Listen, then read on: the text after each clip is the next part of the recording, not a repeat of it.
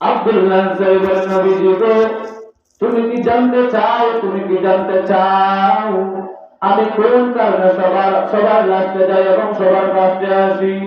ওগো নবীজি, আমি সবার লাস্টে যাই এবং সবার আগে আসার কারণ হলো গো নবীজি, আমার আর আমার স্ত্রী দুইজনের মিলে কাপড় হলো একটা গো নবীজি। এই জন্য আমি সবার লাস্টে যাই এবং সবার ফার্স্টে আসি। এর কারণটা হলো, আমি যদি সবার আগে যদি মসজিদের মধ্যে চলে যাই, তাহলে আমার বিবির নামাজ দেরি হয়ে যাবে, আমার বিবির নামাজটা পড়তে দেরি হয়ে যাবে, অক্ত চলে যাবে, আমার বিবি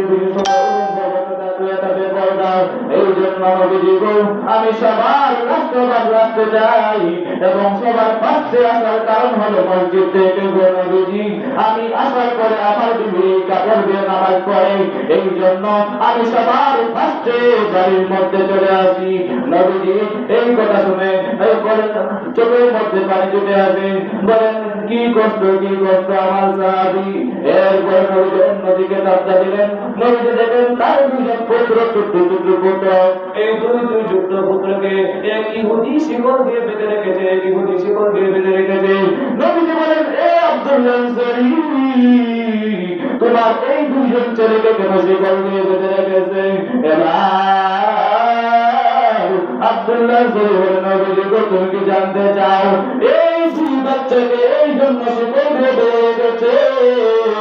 কারণ হলো ওই দিন একটা বেদের গাছ, এই বেদের গাছ থেকে আমার এই বাচ্চা এই ইহুদির বেদের গাছ থেকে বেদের পেয়েছিল, এই জন্য এই ইহুদি আমার ছেলেকে বেঁধে রেখেছে।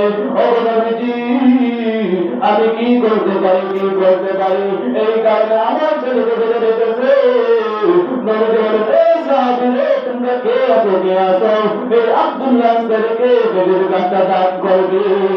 সঙ্গে সঙ্গে উসমান রাদিয়াল্লাহু তাআলা